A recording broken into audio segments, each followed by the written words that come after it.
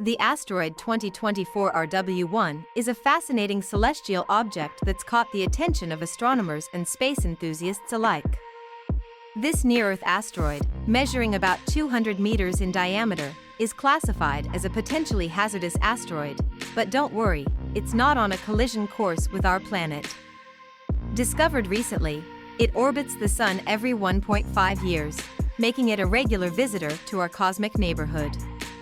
What's truly exciting is that 2024 RW1 offers a unique opportunity for scientists to study the building blocks of our solar system.